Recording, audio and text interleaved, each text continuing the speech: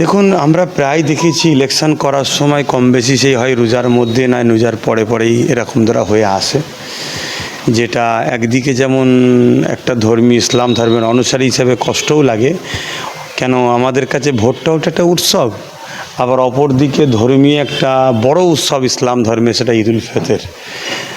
যাক, যেটাই হয় সেটা আমি চাইব ওই একটাই কথা, উৎসবটা, আনন্দটা, খুশির মতো হোক। সেই উৎসব আনন্দের নামে বিভাজন না হয়, মানুষের জীবন যেন না চলে যায়, এটাই আমি কামনা করব, এটাই আশা করব।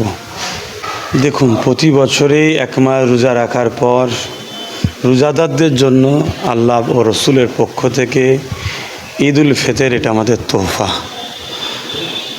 তা আর একটা রোজা, আজকে 29 রোজা শেষ হলো, আর একটা রোজা, তারপরেই আলহামদুলিল্লাহ ঈদুল ফিতর। সেই ঈদুল ফিতরে সকলকে ঈদ প্রীতির শুভেচ্ছা, মোবারকবাদ, ভালোবাসা জানাই।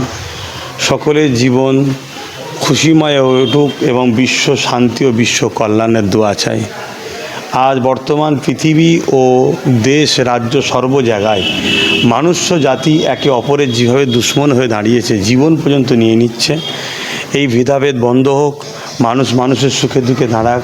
হজরত প্রফেট মোহাম্মদ সাল্লাল্লাহু আলাইহি সাল্লাম যে আদর্শ দেখিয়েছে, মানব প্রেম, মানববন্ধন, সম্প্রীতি, ঐক্য, ভ্রাতৃত্ব, ভালোবাসা, সেটা চতুর্দিকে ভরে উঠুক, ছড়িয়ে উঠুক, এটাই আমরা আশা কামনা করব। ইলেকশনের মধ্যে এবছরে ঈদ পড়েছে, ঈদুল ফিতর, কি বলবেন? দেখুন, আমরা প্রায় দেখেছি ইলেকশন করার সময় কম বেশি সেই হয় রোজার মধ্যে নয় রোজার পরে পরেই এরকম দ্বারা হয়ে আসে, যেটা একদিকে যেমন একটা ইসলাম ধর্মের অনুসারী হিসেবে কষ্টও লাগে, কেন আমাদের কাছে ভোটটাও একটা উৎসব, আবার অপরদিকে ধর্মীয় একটা বড় উৎসব ইসলাম ধর্মে, সেটা ঈদুল ফিতর। যাক, যেটাই হয় সেটা আমি চাইব ওই একটাই কথা, উৎসবটা, আনন্দটা, খুশির মতো হোক।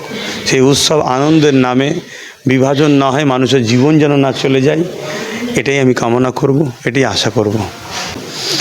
দেখুন, আমরা প্রতি বছর যত সামান্য, এটা তো অরাজনীতি একটা সংগঠন আমি চালাই, ফুরফুরা আহলে সুন্নাত ওয়াল জামাত, সেই সংগঠন থেকে যতটুকু পারি আমার বিভিন্ন শাখা ব্রাঞ্চ যত কমিটি আছে সেখানে পৌঁছে দেওয়া হয়, সেখান থেকে মানুষকে ডিস্ট্রিবিউট করা হয়। তবে আমরা ঈদুল ফিতরের থেকে ঈদুল আজহাই বেশি দিই, কেন ঈদুল ফিতরটাতে সবাই দিবার একটা আগ্রহ থাকে, কম বেশি যাদেরকে আল্লাহ দিয়েছে তারা কম বেশি সবাই দিবার জন্য বা বিভিন্ন অর্গানাইজেশান দিয়ে থাকে, কিন্তু ঈদুল আজহাতে তুলনামূলক অনেকটা কম দেওয়া হয়।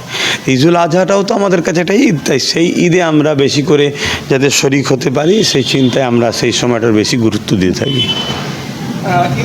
ঈদ উপলক্ষে অনেকে গান বাজনা করে থাকে, যেগুলো শরীয়তে হারাম, এই বিষয়টা অবশ্যই এটা অন্যায় কাজ। আমি আমার কম জাতিকে বলবো, আল্লাহকে ভয় করুন, নিজেদের পবিত্র ধর্মকে নিজেরা কালিমা লাগাবেন না, নিজেদের ধর্মের যে কৃষ্টি কালচারকে বিকৃত করবেন না, আল্লাহর আযাবকে ভয় করে পরিবর্তন হন।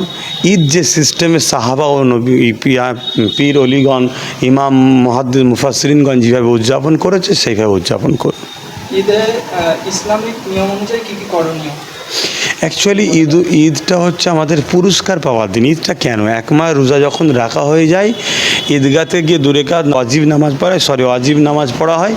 সে ওয়াজিব নামাজ পড়াবার পর হাদিস পাকে আছে, ফেরেশতারা এলান করে ঘোষণা দেয় যে তোমাদেরকে আল্লাহ মাফ করে দিল।